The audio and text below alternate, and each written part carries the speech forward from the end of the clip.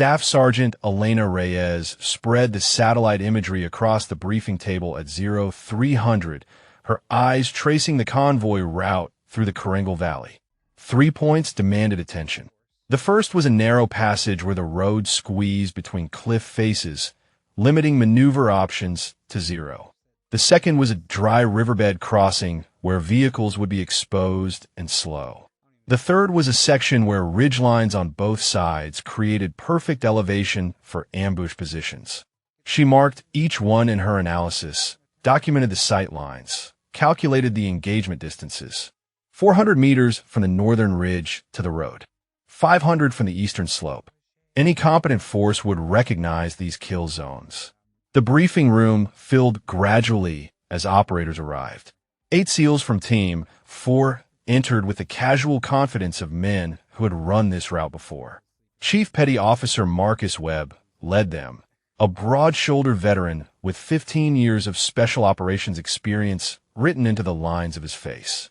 He glanced at Reyes, standing near the imagery table, and his expression flickered with something between annoyance and dismissal before he turned to address his team. Webb laid out the mission parameters. Standard supply run to Firebase Phoenix. For vehicle convoy departing at 0430. Expected travel time of 90 minutes through the valley.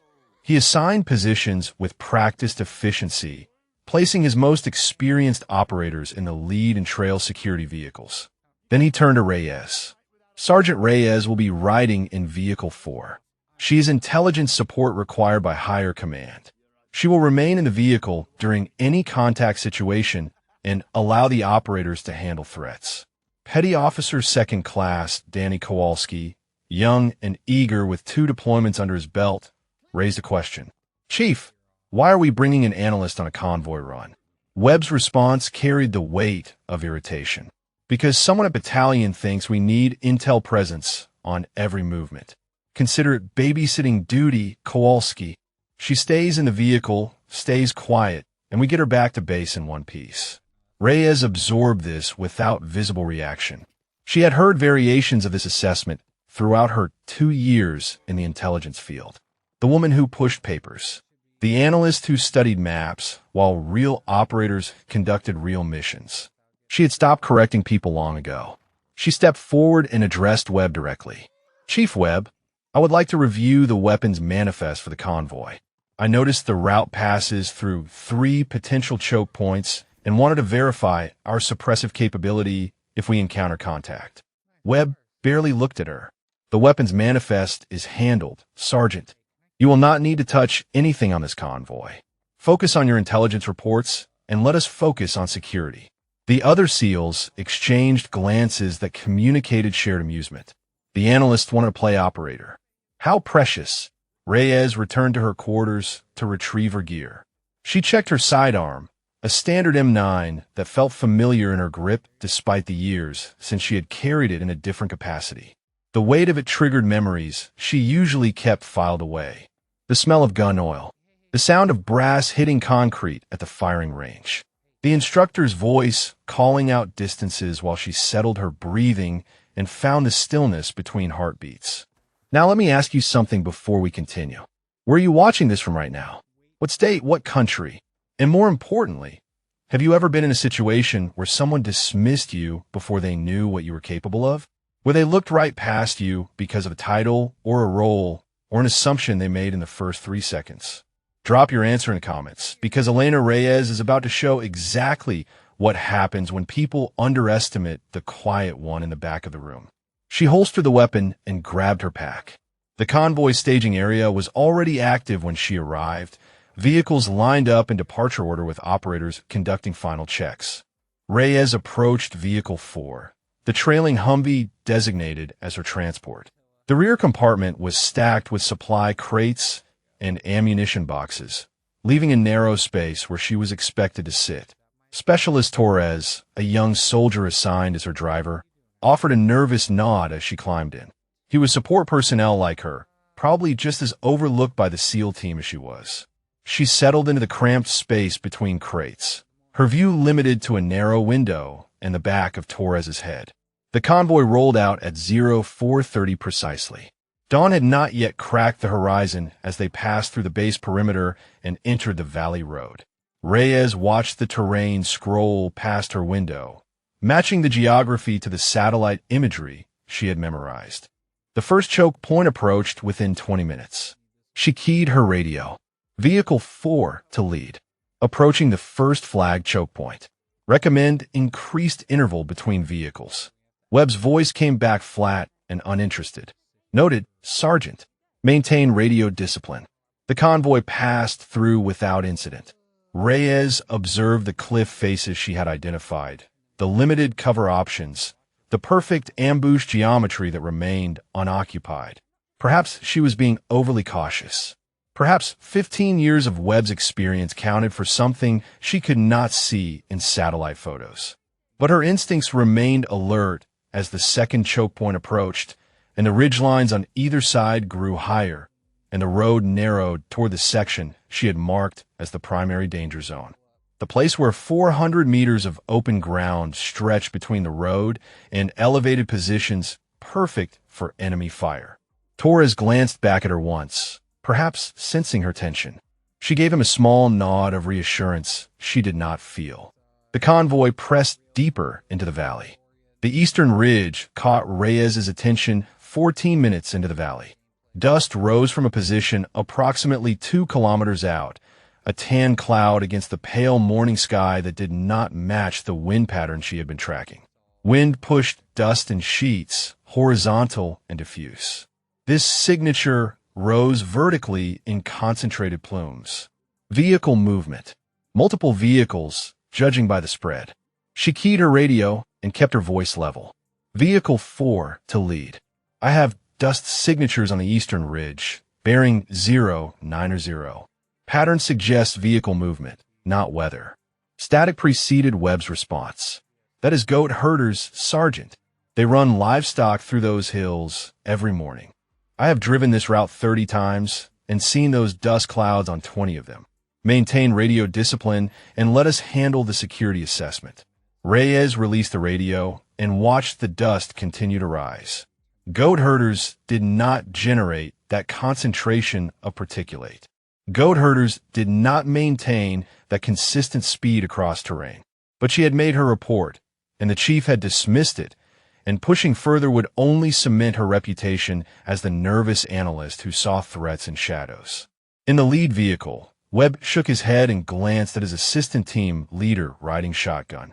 Analysts, he muttered. Give them a satellite photo, and suddenly they're tactical experts. Remember that convoy last March when Intel swore there was an IED en route Tampa? His ATL nodded. We spent 4 hours waiting for EOD to clear a stretch of road that had nothing but a dead goat and some garbage. Webb checked his weapon out of habit, a gesture so practiced it required no thought. Intel sees patterns because patterns are what they are trained to find. Sometimes a dust cloud is just a dust cloud. Sometimes goat herders are just goat herders. 15 years of operations had taught him to trust his eyes over satellite imagery and his experience over statistical analysis. The convoy entered the narrow valley section, and the terrain closed around them like a fist. Ridgelines rose on both sides now, the eastern slope climbing to 400 meters of elevation, the northern ridge reaching nearly 500. The road below offered minimal cover. A few scattered boulders, a dry stream bed running parallel to the route, rock formations that might shelter a single vehicle but could not protect 4. Reyes mapped escape routes in her mind automatically. The stream bed offered concealment for foot movement. A rock outcropping approximately 200 meters north provided elevation and sightlines. The trail vehicle's position gave her the longest reaction time if contact came from the front, but also left her most exposed if enemies held the high ground behind them. Movement flickered at the edge of her vision. Northern Ridge. She focused on the spot, waiting for repetition, and caught it again. A brief flash, metallic and sharp, gone as quickly as it appeared. Scope reflection. Someone on that ridge was using optics to observe the convoy. She did not reach for the radio this time. Webb had made his position clear, and another report would be dismissed with the same condescension as the first. Instead, she checked her sidearm, confirming the round in the chamber, and identified the positions within her vehicle where she could find cover when the shooting started. Between the ammunition crates, below the window line, behind the engine block, if she could reach the front compartment. Torres noticed her movement in the mirror. "Everything okay back there, Sergeant?" "Fine," she replied. "Just stay alert on the road." The lead vehicle's radio crackled with Webb's voice reporting to base. "Convoy Alpha passing midpoint marker. All clear. Continuing to Firebase Phoenix. Estimated arrival in 4-5 minutes. All clear." Reyes absorbed those words while watching the ridgelines multiply their threat potential. With every meter, the convoy traveled deeper into the valley. The northern ridge now offered at least 6 positions with clear lines of fire to the road. The eastern slope provided another 4. If someone wanted to ambush this convoy, they could not have selected better terrain. Her breathing slowed without conscious direction, settling into a rhythm she had not used in 2 years. For counts in, hold for 2. For counts out. The pattern was designed to lower heart rate, steady hands, prepare the body for precision work at distance. Her shoulder ached faintly where the old injury lived, a reminder of why she no longer did that work, why she sat in the back of Convoy's, studying maps instead of lying prone behind a rifle watching the world compress into a scope's narrow circle. But muscle memory did not care about medical evaluations or MOS reclassifications. Her body recognized the geometry of this valley, recognized the dust signatures and the scope glints and the perfect kill zone spreading before them, recognized that 14 years of training did not disappear simply because paperwork said she was an analyst now. She counted seconds between landmarks, calculating speed and distance, estimating how long until they cleared the most dangerous stretch. 3 minutes to the valley's narrowest point. Another 4 to the eastern curve, where the road began climbing toward Firebase Phoenix. 7 minutes of exposure in terrain that favored ambush. The convoy pressed forward. Webb's vehicle maintained its steady pace at the front of the column. The SEALs rode with weapons ready, but postures relaxed. Professionals who had driven this route enough times to feel comfortable in its dangers. They trusted their experience, trusted their chief, trusted that the nervous analyst in Vehicle 4 was jumping at shadows that did not exist. Reyes watched the northern ridge and waited for the shadows to prove her right.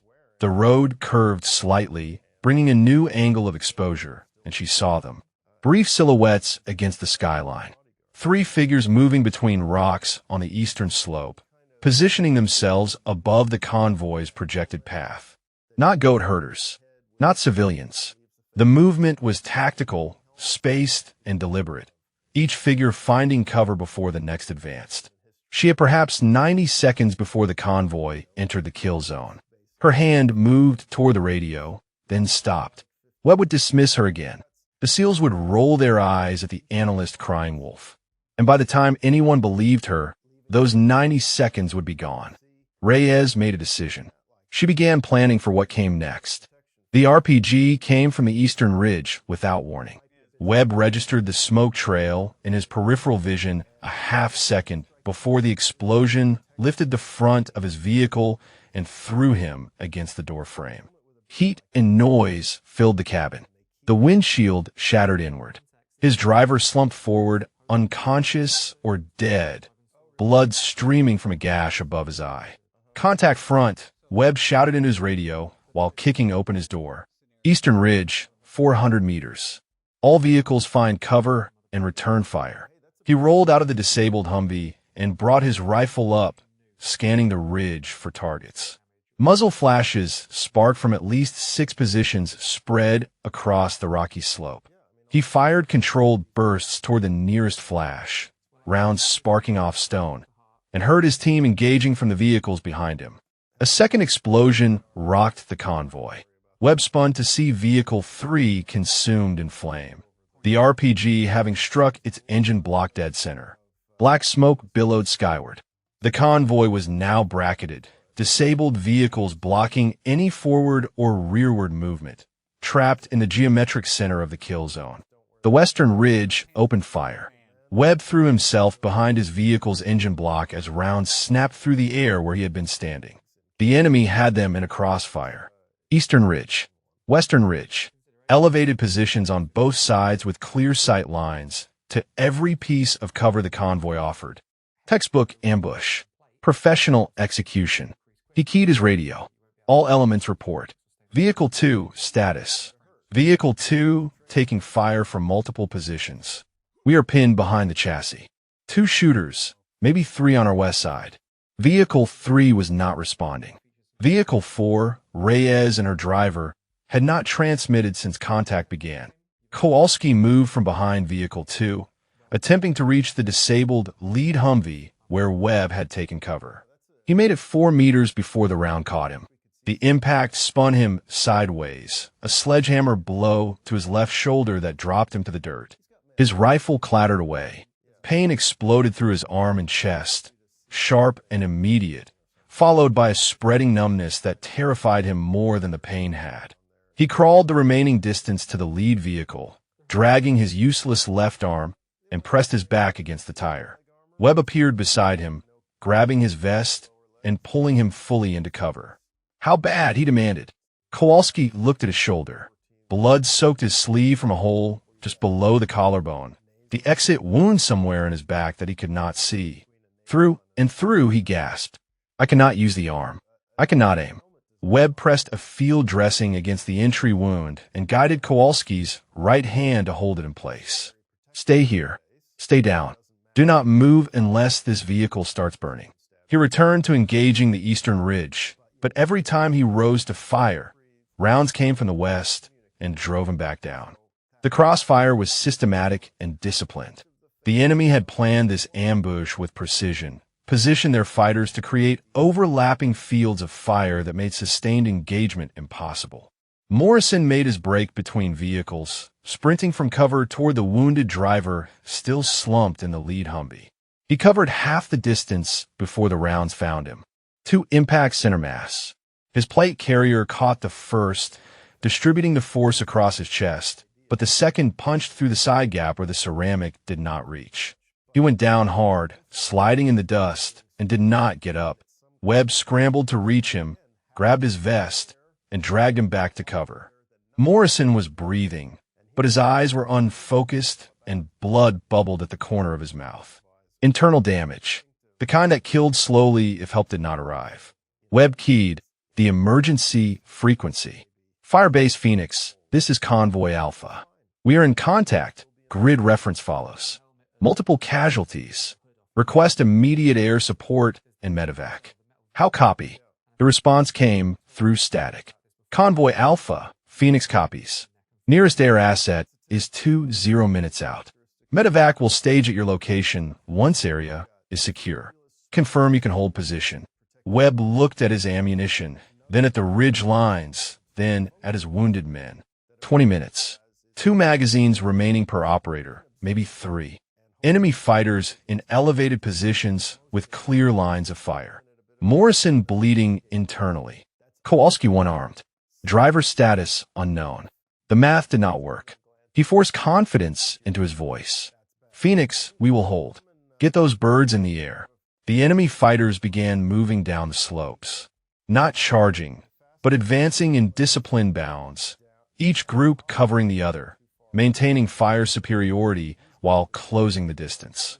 Webb counted muzzle flashes and reached 14 distinct positions. 14 fighters against 6 operational SEALs with limited ammunition and no ability to maneuver. He fired another burst toward the eastern ridge and watched a fighter duck behind cover, unharmed. The angle was wrong. From the valley floor, engaging elevated positions required exposing himself to the crossfire.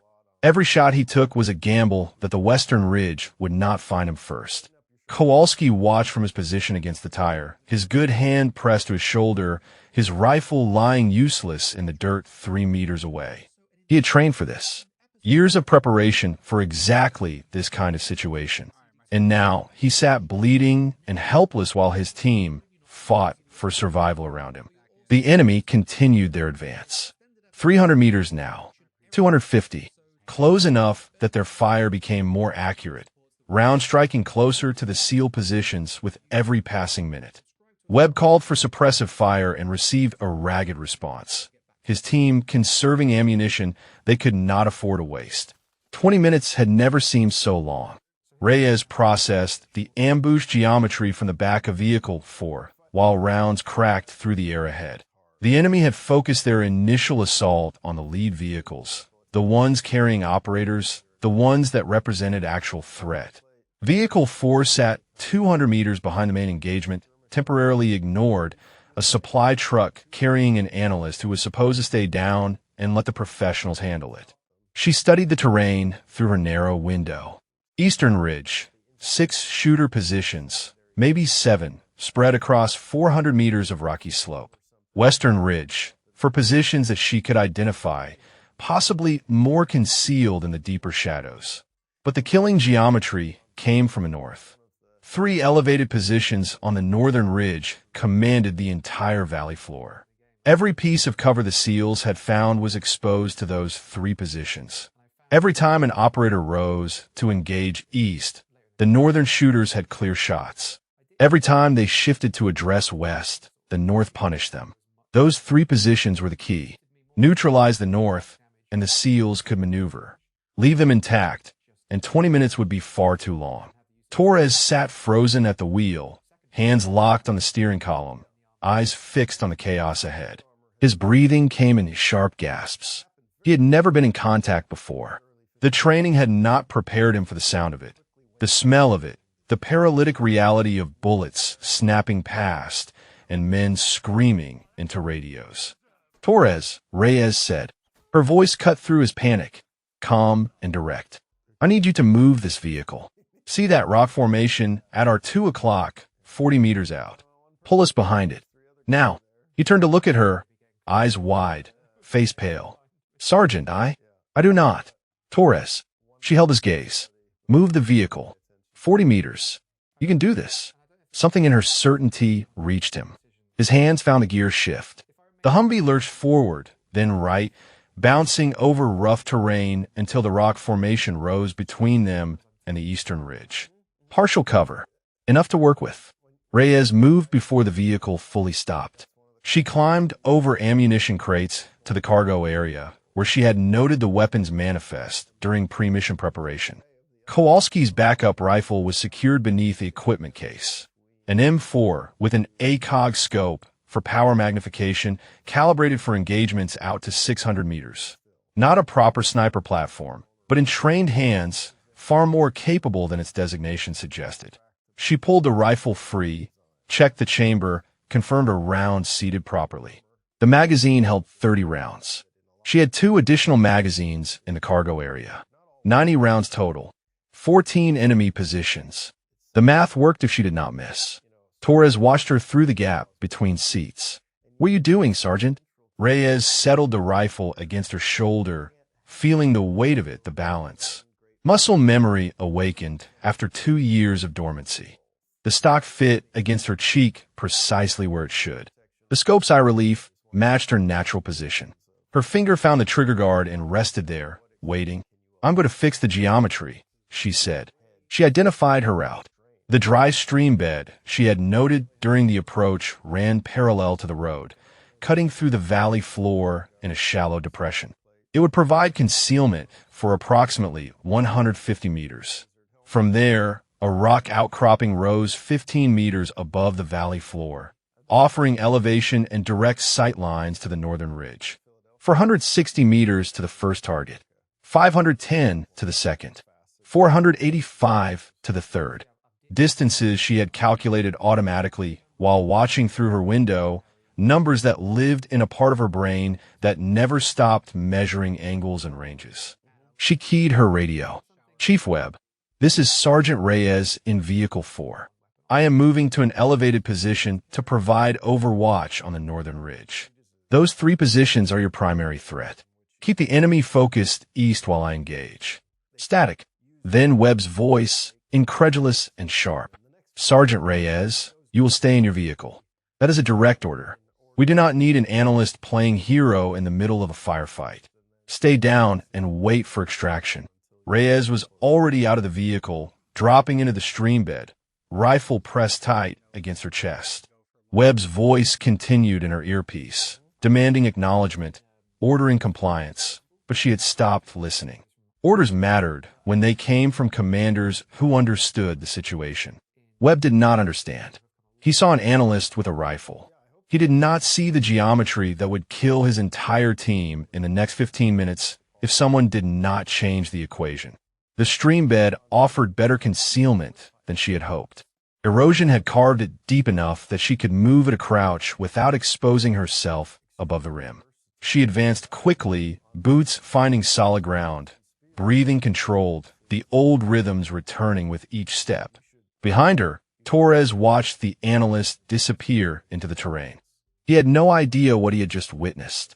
The quiet woman who had ridden in the back with the cargo, who had been dismissed and ignored and assigned to his vehicle like overflow equipment, had just defied a direct order from a SEAL chief and moved toward the sound of gunfire with a rifle she handled like it was part of her body. Reyes reached the base of the outcropping and began to climb. 460 meters to the first target. 14 enemy fighters. 90 rounds. Time to go to work. Reyes settled into the prone position like coming home. The rock beneath her was hard and cold, the outcropping surface worn smooth by centuries of wind, and her body found its natural alignment without conscious thought. Elbows planted, legs spread for stability. Cheek welded to the stock. The scope's eyepiece filled her vision, and the world beyond it sharpened into crystalline focus. 460 meters to the northern ridge. First target acquired. The fighter crouched behind a boulder with an RPG tube across his shoulder, the weapon angled toward the center of the convoy where the SEALs had consolidated their wounded. He was preparing to fire. 5 seconds, maybe less, before Morrison and Kowalski and whoever else lay bleeding behind that vehicle disappeared in a ball of flame and shrapnel. Reyes measured the wind. Left to right, perhaps 5 knots, enough to push around at this distance. She adjusted her hold, shifting the reticle slightly left of center mass.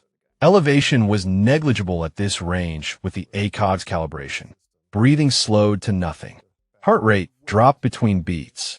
The space between seconds stretched into something vast and quiet. She squeezed the trigger. The rifle kicked against her shoulder, the report sharp and flat in the mountain air. Downrange, the fighter jerked once and collapsed sideways. The RPG discharged as he fell. The rocket spiraling wildly into the rocks 30 meters from its intended target, detonating against stone instead of flesh. Reyes was already shifting to her second target. The machine gunner had been the primary source of suppressive fire on the SEAL's eastern flank. His position offered commanding views of the valley floor, and he had used that advantage to keep Webb's team pinned for the past 4 minutes. Every time an operator tried to engage the eastern ridge, this gun drove them back down. 510 meters. Slightly longer range. Wind unchanged. She settled the reticle on his chest, adjusted for the additional distance, and fired. The round covered the distance in less than a second. The machine gunner slumped forward over his weapon, and the gun fell silent. In the valley below, Webb heard the second shot and felt the pressure shift. The fire from the north had slackened. He risked a glance over the hood of his disabled vehicle and saw the machine gun position dark and quiet. No muzzle flash, no tracer rounds stitching across his cover. Someone had taken out that gun. Someone who was not part of his team. He keyed his radio. All elements. Who has eyes on the northern ridge? Who is engaging those positions? Silence from his team. They were too busy surviving to answer questions about friendly fire from unknown sources.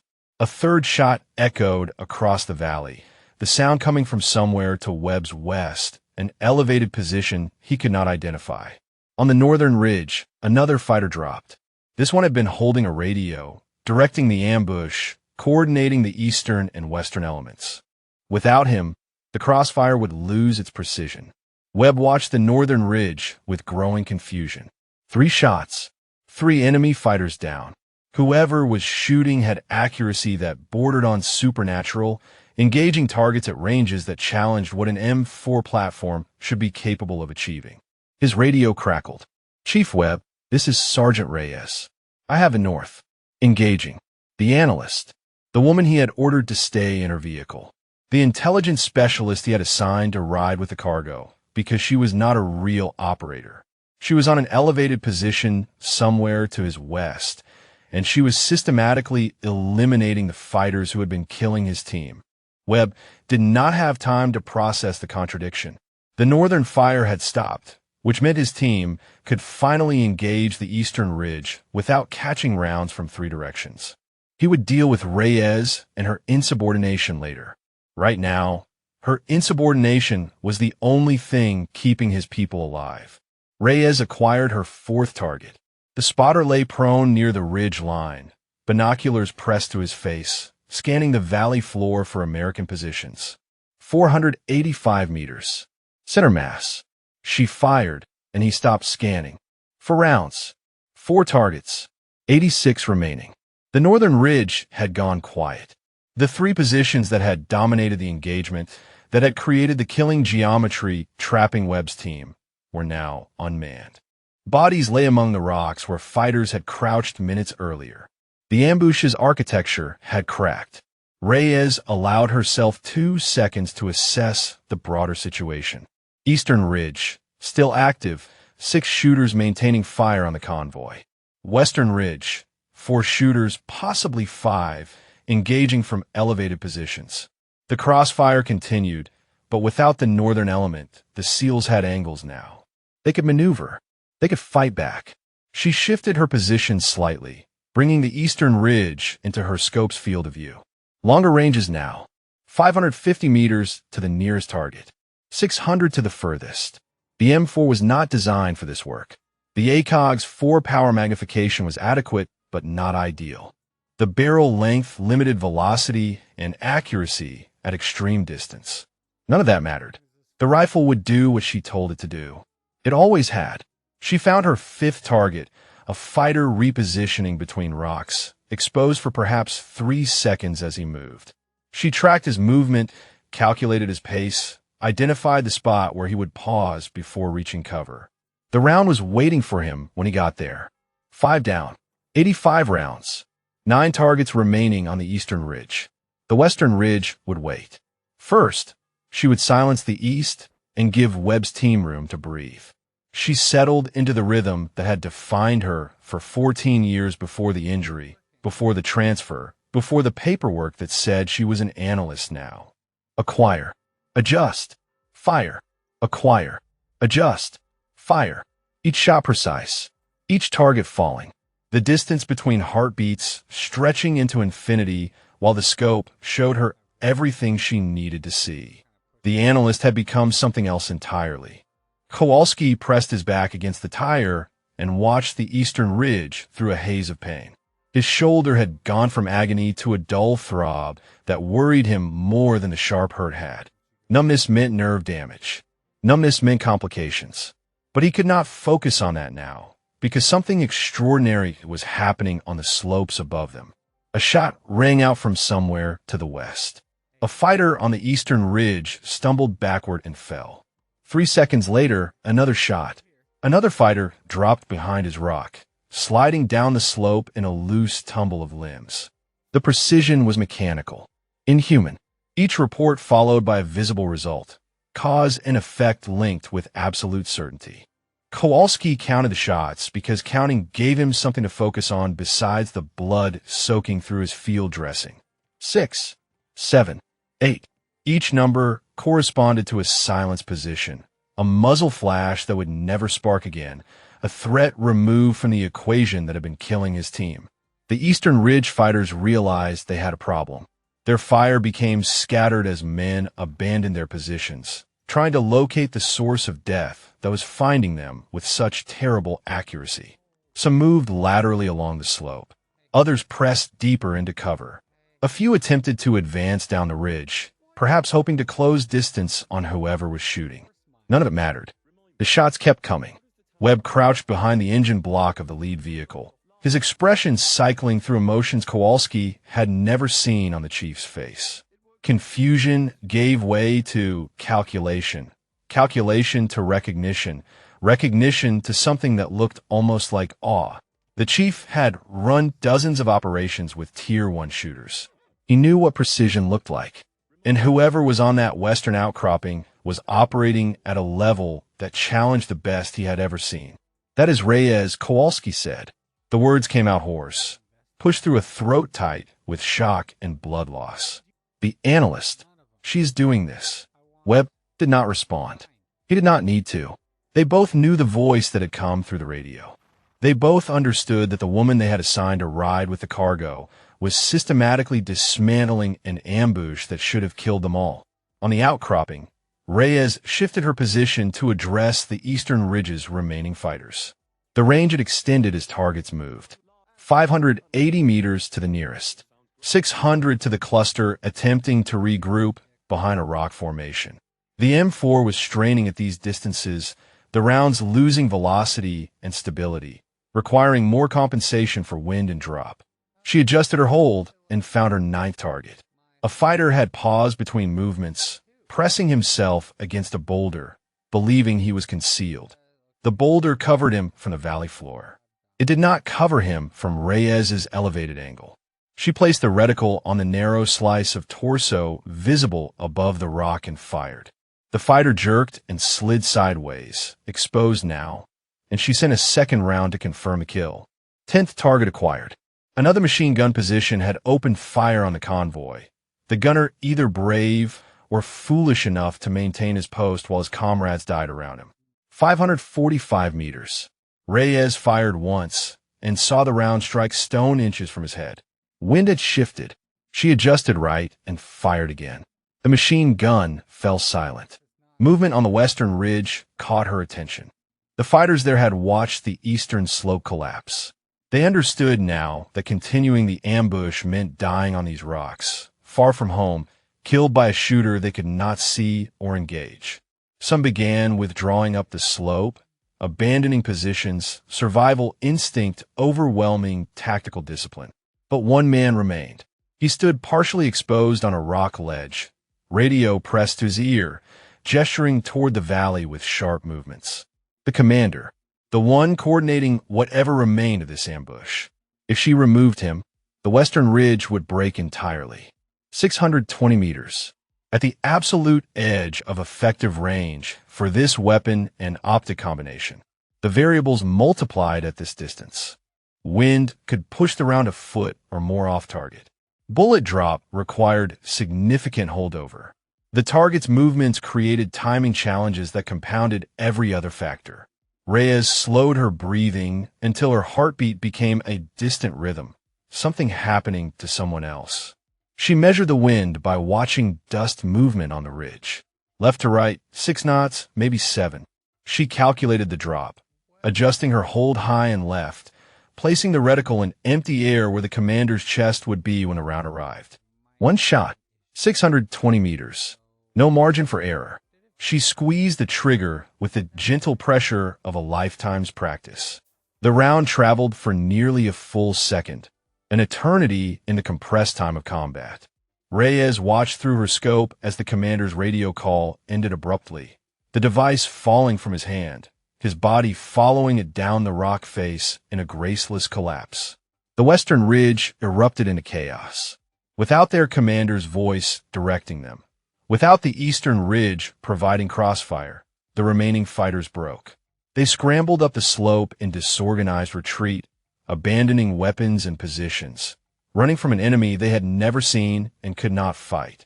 Kowalski watched them flee through vision that was starting to blur at the edges. 11 shots, 11 targets down. The ambush that should have killed them all was dissolving into panicked retreat, broken by a single shooter on a rock outcropping 400 meters away. He looked at Webb and saw the chief staring toward Reyes's position with an expression that contained no dismissal, no condescension, no assumption about analysts and their proper place in combat operations. The woman they had underestimated had just saved every life in the convoy. Webb recognized the moment the ambush broke.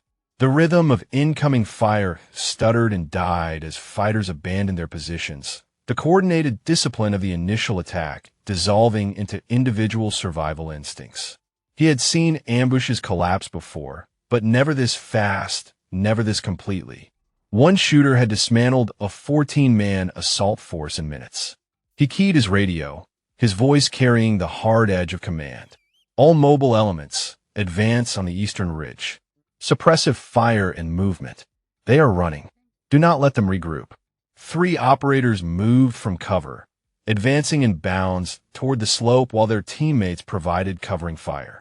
The hesitation that had paralyzed them minutes earlier was gone, replaced by the aggressive confidence of men who suddenly found themselves on the winning side of an engagement they had been losing. Reyes watched them move through her scope.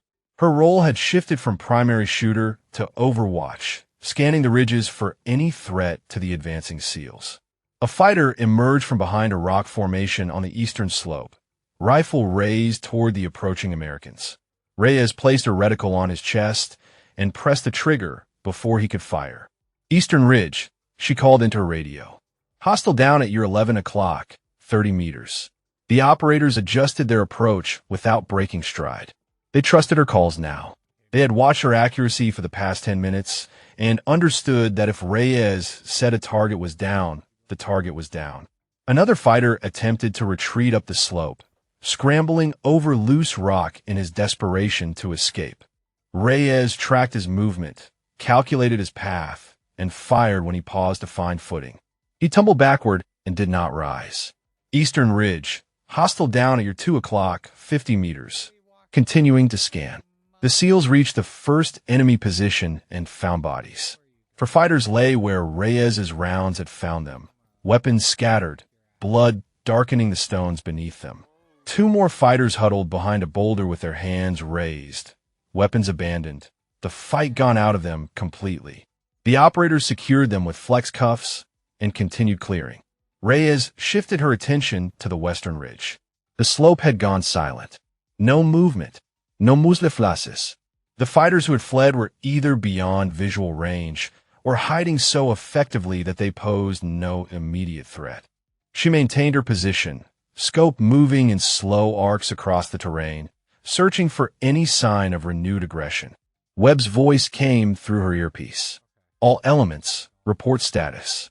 Eastern Ridge is clear. For enemy Kia, 2 detained. Western Ridge appears abandoned. Confirm no further contact." Reyes scanned the western slope one final time. Nothing. The ambush was over. "Western Ridge clear," she reported. "No movement. No visible hostiles. Recommend maintaining security posture until air support arrives."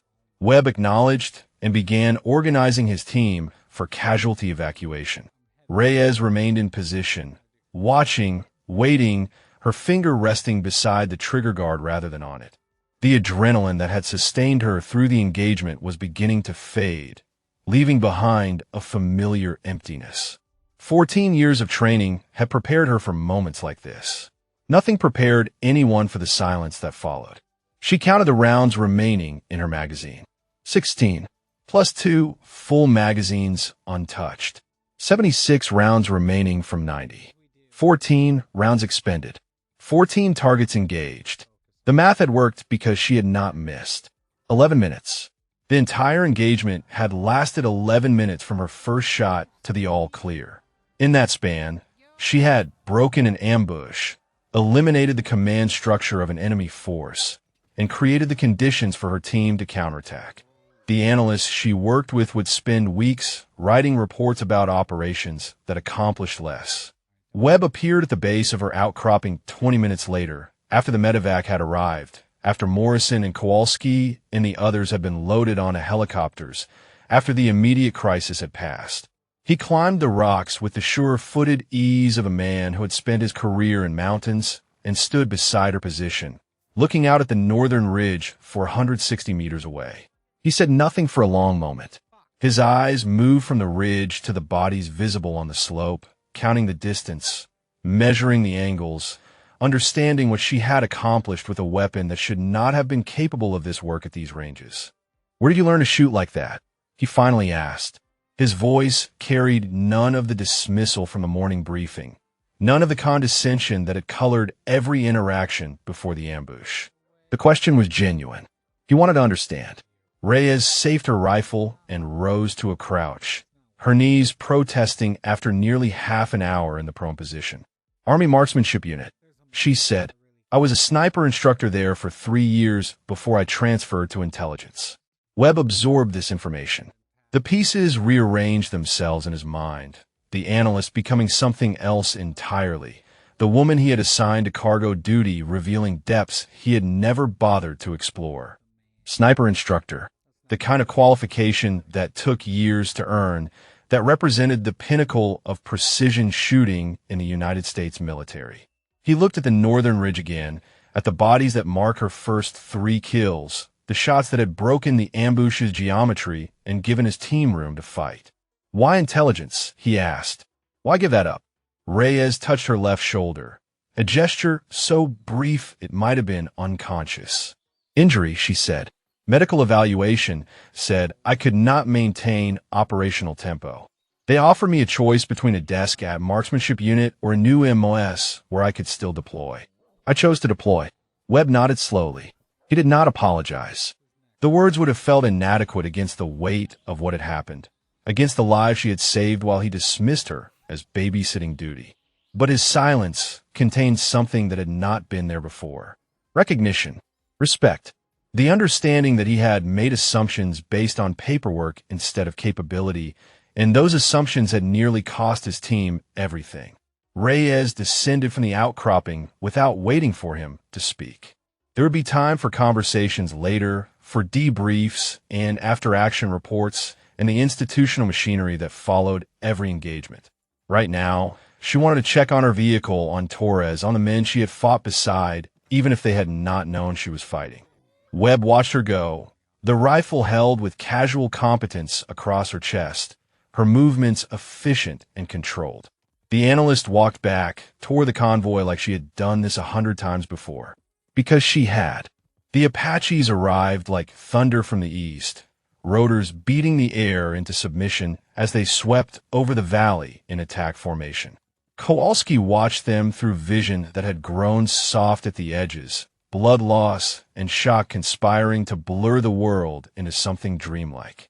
The gunships circled once, their pilots searching for targets that no longer existed, then took up overwatch positions above the ridgelines while the medevac helicopter descended toward the convoy. Hands lifted Kowalski onto a stretcher. He recognized faces above him, teammates who had survived, corpsmen who had materialized from the medevac with their bags and their urgency. The pain in his shoulder had receded to a distant pulse, replaced by a cold heaviness that spread through his chest with each breath. Someone was applying pressure. Someone was calling his name. He tried to respond, but the words came out wrong, tangled and soft. They carried him toward the helicopter, and as they lifted him through the door, he turned his head and saw her. Reyes stood near the disabled lead vehicle, rifle slung across her chest, watching the evacuation with an expression that revealed nothing. She looked smaller than she had seemed through the scope of his imagination, smaller than the figure who had broken an ambush single-handedly from 400 meters away.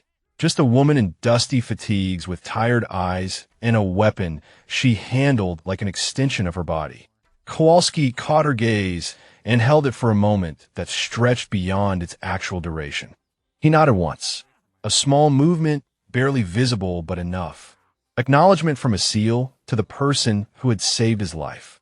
Recognition that transcended rank and MOS and every assumption he had carried into this valley.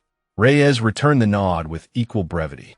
Then the helicopter door closed and Kowalski was rising, the valley floor shrinking beneath him, the convoy becoming a scattered collection of vehicles and bodies and smoke. Morrison lay on the stretcher beside him, unconscious now, his breathing shallow and wet. The corpsmen worked over him with controlled urgency, hands moving through procedures that had become muscle memory through repetition. For established, chest seal applied, pressure maintained on the wound that had punched through the gap in his armor. The prognosis lived in the corpsman's eyes, even if his voice remained professionally calm.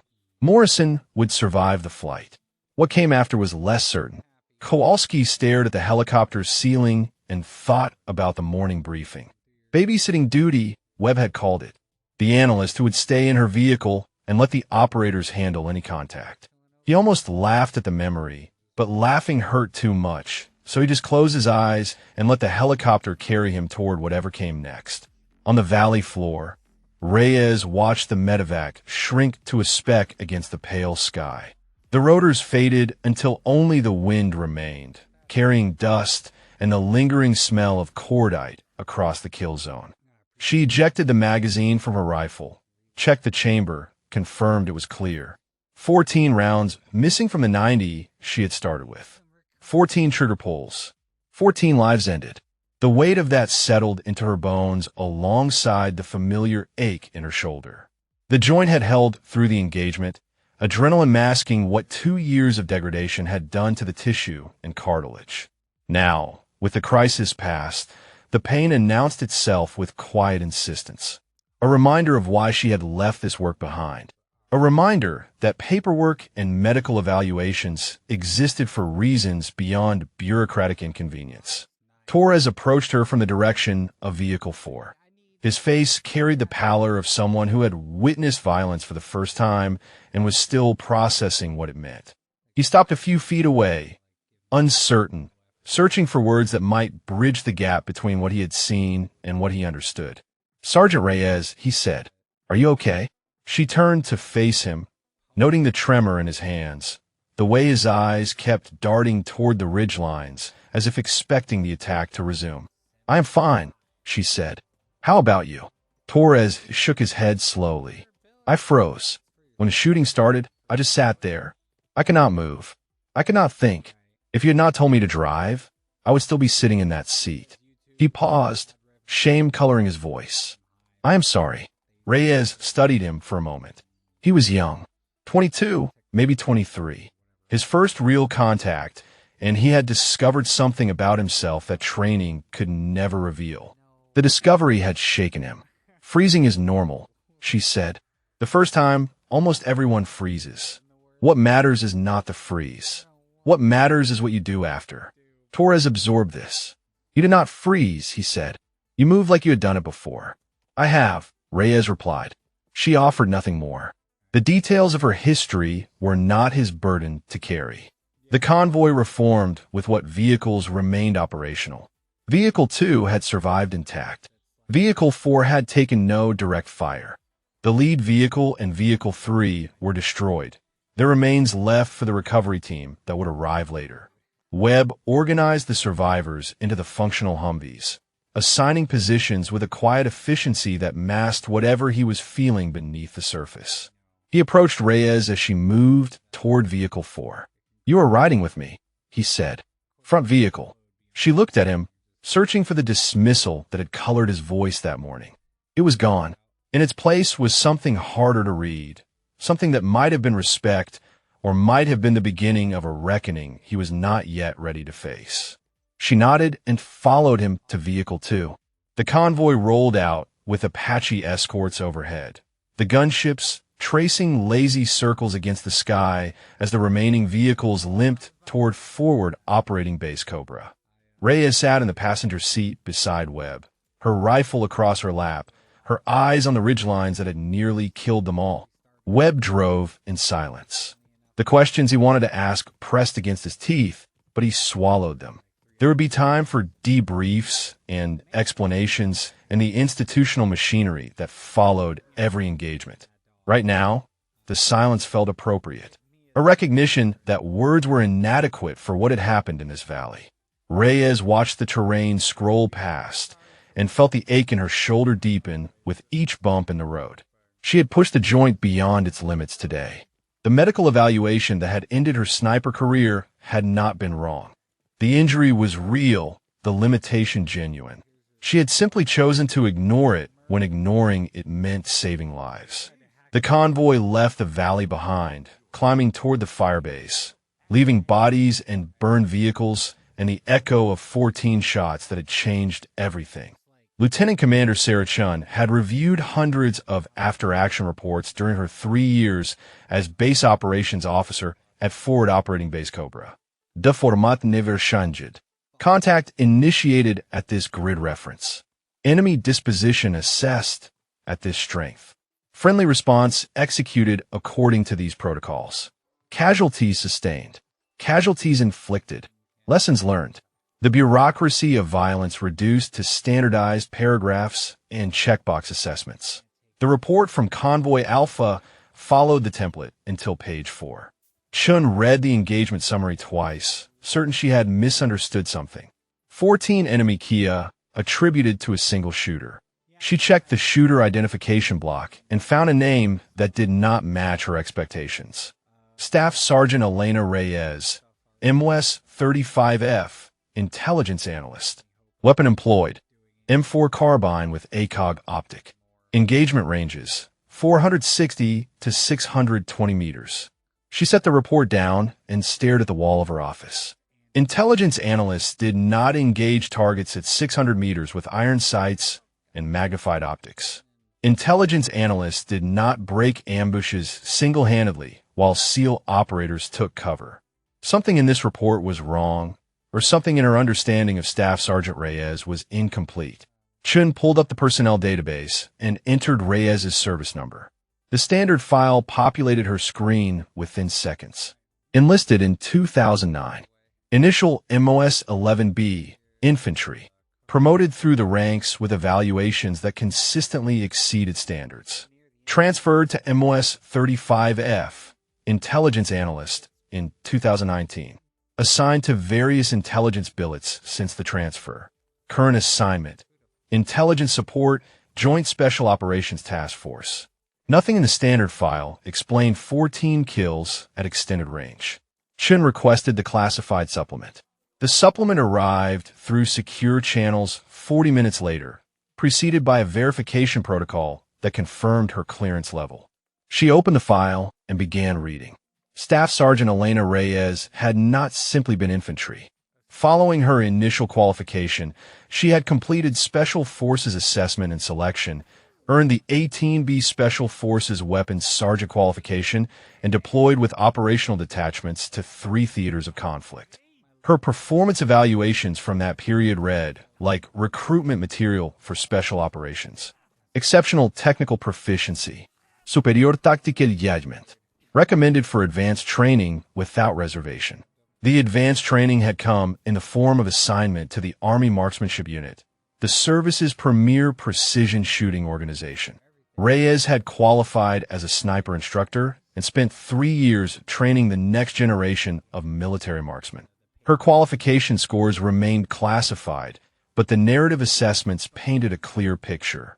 One of the finest precision shooters currently serving. Instrumental in developing new training protocols. Personally responsible for qualifying over 200 snipers across multiple service branches. Chun sat back in her chair and processed what she was reading. The woman assigned to ride in the cargo vehicle, the analyst dismissed as babysitting duty, had spent 3 years teaching special operators how to shoot. She had more trigger time than most of the SEALs on that convoy combined. She had deployed to combat zones before some of them had finished high school. The classified file continued with medical documentation. Shoulder injury sustained during a training exercise in 2019. Partial tear of the rotator cuff, complicated by cartilage degradation. Surgical intervention followed by physical therapy. Medical Evaluation Board convened to assess fitness for continued service in operational MOS. Board determination. Unfit for sustained operational tempo required by special forces and sniper assignments. Recommended reclassification to support MOS. Reyes had chosen intelligence over a desk job at Marksmanship Unit. She had accepted the reclassification to keep deploying, to remain in the fight even if her role had changed. The injury had not diminished her skills. It had simply made the Army unwilling to let her use them. Chun pulled the convoy manifest from that morning's mission brief. She found Reyes's name in the personnel roster, listed under a designation that made her stomach tighten. Non-essential personnel. Vehicle 4. Rear of convoy. Instructions. Remain in vehicle during contact. Allow operators to manage threat response. A qualified sniper instructor with 14 years of combat experience had been designated non-essential and told to stay in her seat while operators handled the shooting. The operators who had been dying until she ignored their orders and handled the shooting herself. Chun opened a new document and began drafting her investigation report. The header identified this as a preliminary assessment requiring command review.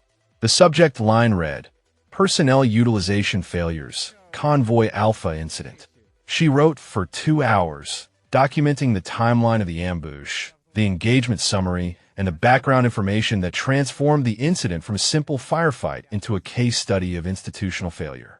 The report expanded beyond Reyes to encompass the broader question of how qualified personnel were being assigned and utilized across the task force. How many other specialists were buried in support roles, their capabilities unknown to the commanders who assigned them to cargo vehicles and told them to stay down. How many trained snipers were processing intelligence reports? How many combat medics were filing paperwork?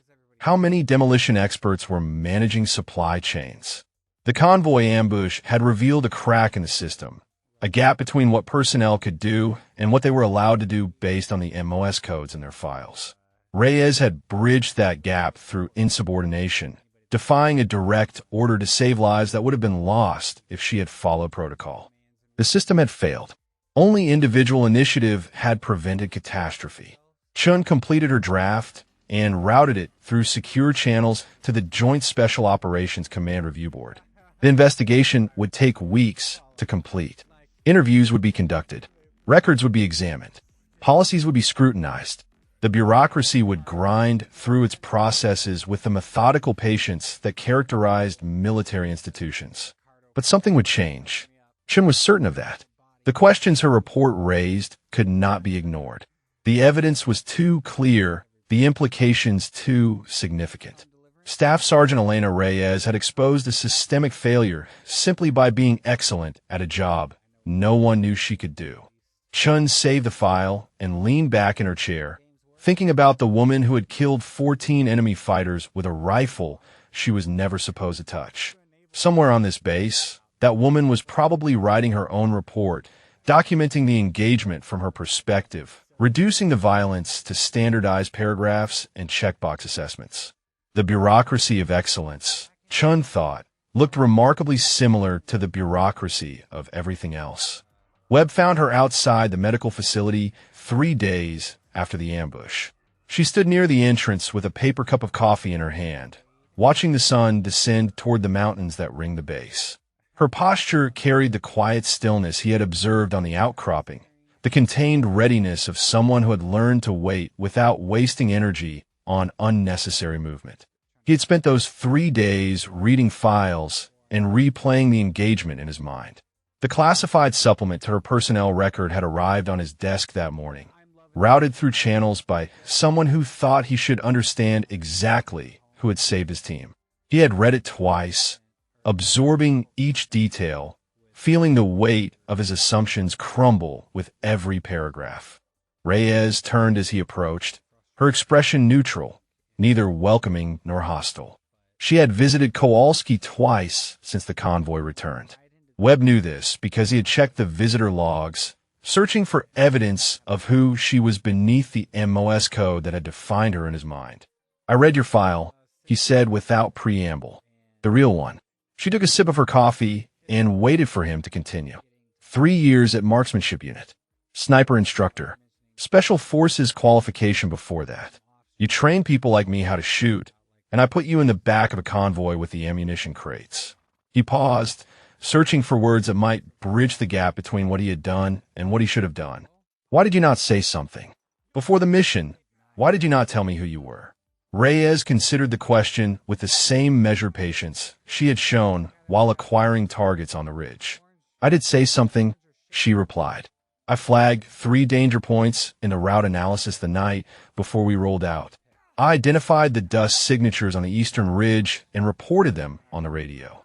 I saw the scope glint on the northern ridge and calculated engagement distances while you told me to stay in my vehicle and maintain radio discipline." The words landed with precision, each one finding its mark. Webb absorbed them without flinching, though the impact registered in the tightening of his jaw and the slight shift in his stance. She continued, "I told you what I saw. I try to contribute my expertise. You dismissed it as an analyst seeing patterns that did not exist. Goat herders, you said. 30 convoy runs without incident. You had decided who I was before I opened my mouth. Chief Webb. Nothing I said was going to change that decision. Webb stood in the silence that followed, feeling the full weight of accountability settle onto his shoulders. She was right. He had made his assessment during the mission brief, categorized her as non-essential, and filtered everything she said through that categorization. The dust signatures had been real. The scope glint had been real. Her tactical analysis had been flawless. And he had ignored all of it because analysts did not understand combat the way operators did. The shoulder, he said finally, shifting to safer ground. The injury that ended your sniper career. How bad is it? Reyes rotated her left arm slowly, testing the joint with a grimace she did not bother to hide. It bothers me, she admitted. Some days worse than others. The medical board was not wrong about the limitation. I cannot maintain operational tempo for extended periods. The joint degrades under sustained stress. But you made 14 shots at ranges up to 600 meters, Webb said. That takes sustained stress.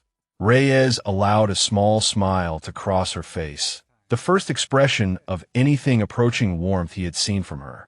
It takes about 11 minutes of sustained stress, she said. The board was concerned about weeks and months of deployment. They were not wrong. I just chose to ignore the limitation when ignoring it meant people lived instead of died. Webb nodded slowly. Morrison is stable, he said. Surgery went well. He will recover, but the damage was too extensive. Medical retirement. His career is over. I know, Reyes replied. I visited him yesterday. He was conscious for a few minutes. We talked. Webb waited for her to continue, sensing there was more she wanted to say. She turned to face him fully, her eyes holding his with an intensity that reminded him of the scope's unblinking focus. For men are alive because of what happened in that valley, she said. Kowalski, Morrison, Davis, Torres. I understand that, and I am grateful I was in a position to help. But I also know that if I had been in a forward vehicle with a proper sniper rifle, I might have engaged 30 seconds earlier. Maybe a full minute. Those seconds matter, Chief Webb. In that minute, Morrison took the rounds that ended his career. In that minute, Kowalski took the round that nearly killed him. She paused, letting the implications settle. I'm not blaming you. I'm stating facts. The decisions made before that convoy rolled out had consequences. Not just for me, but for everyone in those vehicles. Morrison is medically retired because of 30 seconds. 30 seconds that might have been different if the qualified sniper had been treated like a qualified sniper instead of cargo. Webb opened his mouth to argue, to defend, to explain the protocols and assumptions that had guided his decisions. Then he stopped. The arguments died in his throat because they were hollow, because she was right, because defending his choices meant defending outcomes that had cost a man his career and nearly cost 4 men their lives. I am sorry, he said. The words came out simple and direct, stripped of qualification or excuse. I dismissed you before the mission. I ignored your warnings during the approach. I ordered you to stay in your vehicle when you tried to help. Every one of those decisions was wrong, and men paid for my mistakes. I'm sorry. Reyes studied him for a long moment, reading something in his face that seemed to satisfy whatever she was searching for. She nodded once, the same brief acknowledgement she had given Kowalski from across the helicopter door. Apology accepted, she said. Now do better. The next analyst you get assigned, the next support specialist who flags something on a route analysis, the next person who does not fit the profile you expect. Give them the benefit of the doubt. Ask what they can do instead of assuming what they cannot. That is how you make this right. Webb held her gaze. I will, he said, and he meant it. Reyes finished her coffee and crushed the paper cup in her hand. Kowalski is asking for you, she said. He wants to talk about what happened on the ridge. I think he is still processing. Webb nodded and moved toward the medical facility entrance. He paused at the door and looked back at her. For what it is worth, he said, you're the best shooter I have ever seen. Bar none. Reyes turned back toward the sunset, her silhouette sharp against the fading light. I know, she replied. Webb almost smiled as he walked inside. The JSOC review board convened in a windowless conference room at the heart of the operations complex. 6 officers sat behind a curved table, their ranks ranging from lieutenant colonel to brigadier general, their combined experience spanning 4 decades of special operations across every theater where American forces had fought. Chun stood at the presentation podium with her findings organized into a briefing that had taken 2 weeks to compile. She began with the convoy ambush, walking the board through the timeline with clinical precision. Contact initiated at 0452. Enemy disposition. 14 fighters in elevated positions creating crossfire geometry. Friendly response. Operators pinned with limited maneuver capability. Casualties. 2 wounded in action, 1 vehicle destroyed, 1 disabled. Then she introduced the anomaly. At 0456, she continued. Staff Sergeant Elena Reyes departed vehicle 4 against direct orders and moved to an elevated position approximately 200 meters west of the convoy. Over the following 11 minutes, she engaged and neutralized 14 enemy combatants at ranges between 460 and 620 meters using an M4 carbine with ACOG optic. Her actions broke the ambush geometry, enabled friendly forces to counterattack, and directly saved the lives of at least 4 personnel. She paused to let the numbers settle into the room. Staff Sergeant Reyes was designated non-essential personnel for this convoy. She was assigned to the rear vehicle with instructions to remain in place during any contact. Her current MOS is 35F, Intelligence Analyst. Chen advanced to the next slide, which displayed Reyes's classified background in stark summary. Her previous qualifications include 18B Special Forces Weapons Sergeant and 3 years as a sniper instructor at the Army Marksmanship Unit. She is one of the most accomplished precision shooters currently serving in any branch of the United States military. The brigadier general leaned forward. You're telling me that a qualified sniper instructor was riding in a cargo vehicle while a SEAL team got ambushed around her? Yes, sir, Chen replied. That is exactly what I am telling you. A colonel to the general's left raised his hand. How does something like this happen? How does someone with these qualifications end up classified as non-essential? Chen had anticipated the question. MOS-based assignment protocols, sir. When Sergeant Reyes transferred to intelligence following her medical reclassification, her previous qualifications became invisible to standard personnel systems. Commanders see the current MOS code and assign accordingly. No one thought to ask what she could do beyond what her paperwork said she should do. The general turned to his aide. How many other personnel might be in similar situations? Specialists buried in support roles because of MOS assumptions. Chen answered before the aide could respond. I conducted a preliminary review of personnel assigned to this FOB alone, sir. I identified 11 individuals with specialized qualifications outside their current MOS designations. 3 former combat medics in administrative roles. 2 explosive ordnance disposal technicians in logistics. For infantry specialists with advanced marksmanship qualifications in support positions. 2 linguists with combat deployments now assigned to desk duties. The room absorbed this information in heavy silence. 11 people at one base. Extrapolated across the task force, across the theater, across the entire military, the number became staggering. How many qualified specialists were filing paperwork while their skills atrophied? How many ambushes had ended badly because the right person was in the wrong vehicle? The general issued his guidance with the decisive clarity of a man accustomed to command. New protocols, effective immediately. Mandatory skills assessment for all personnel regardless of current MOS. Integration briefings before any mixed unit operation. Removal of non-essential designation for any personnel with combat qualifications. I want a working group established to implement these changes across the task force within 30 days. The board members nodded their acknowledgement. The bureaucracy had received its instructions. Now it would grind into motion. Chun found Reyes in her quarters that evening. The small room contained a bunk, a footlocker, and a desk covered with intelligence reports that Reyes had continued processing despite the investigation swirling around her. She looked up as Chun entered, her expression curious but guarded. "The review board made its decision," Chun said.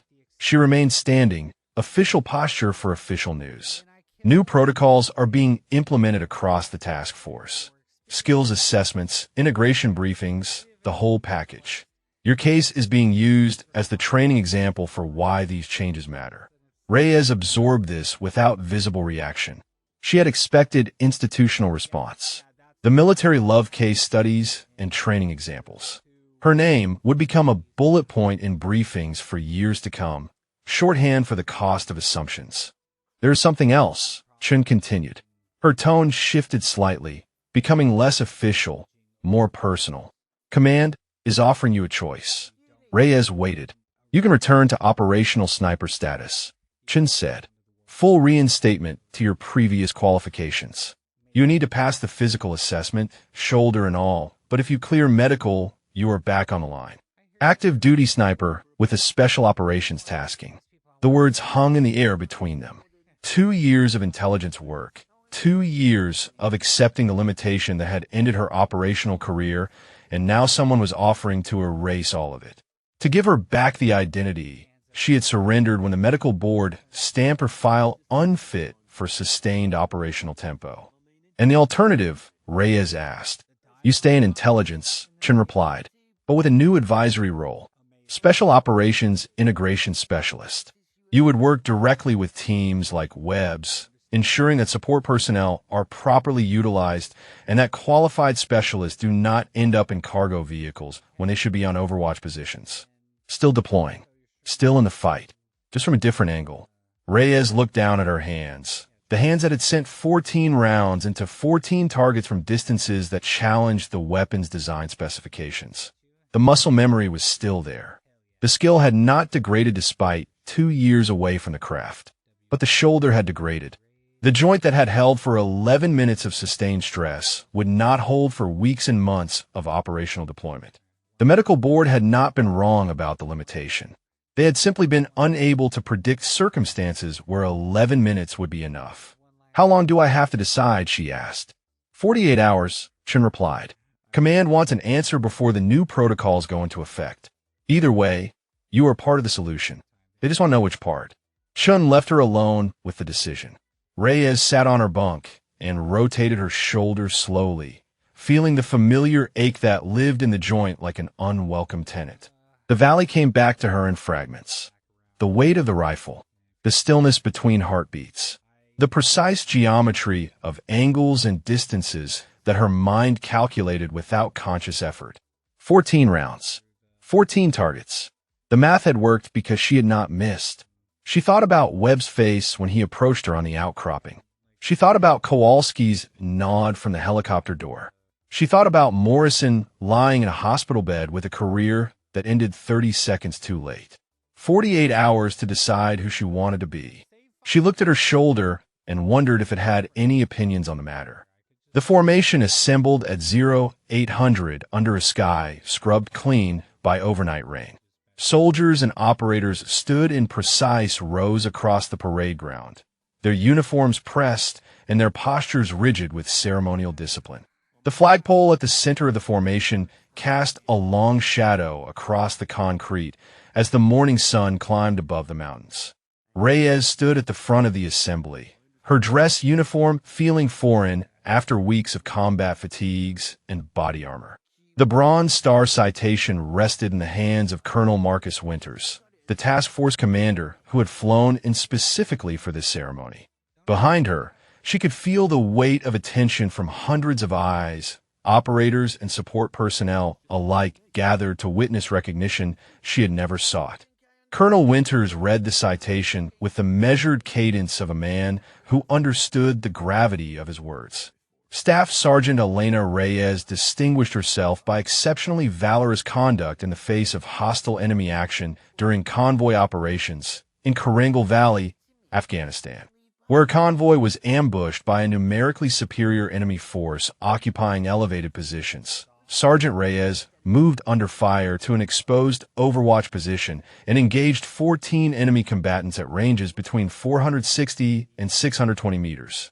Her precise and devastating fire broke the enemy ambush, enabled friendly forces to counterattack, and directly saved the lives of 4 American service members.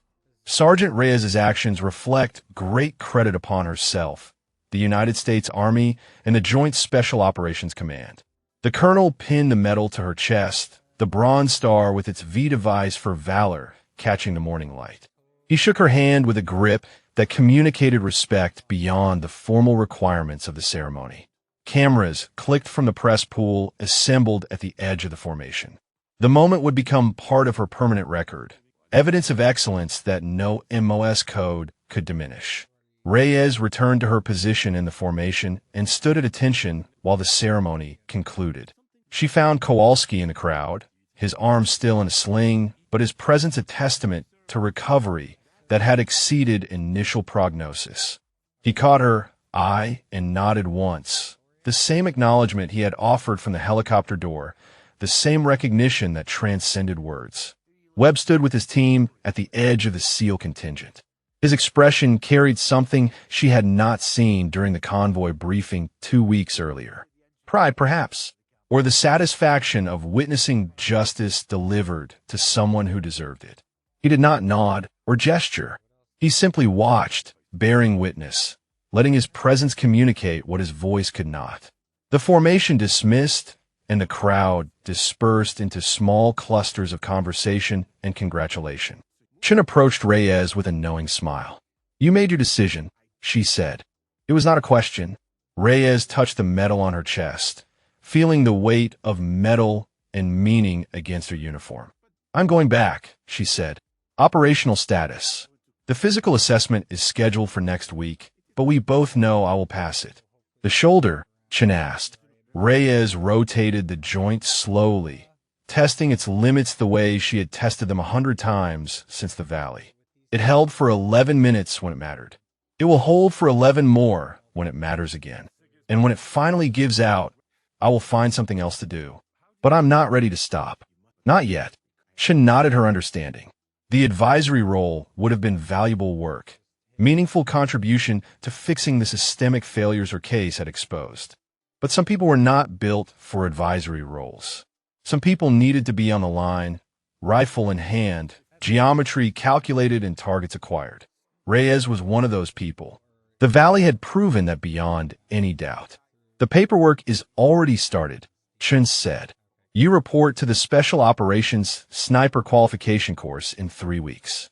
Try not to embarrass the instructors too badly. Some of them were your students." Reyes allowed herself a small smile. "I make no promises." The convoy assembled 2 hours later for the run to the airfield. Reyes would fly stateside from there, beginning the journey toward requalification and reassignment. Her gear was packed, her affairs in order, her future crystallizing into something that felt like home. Torres stood beside the lead vehicle when she approached.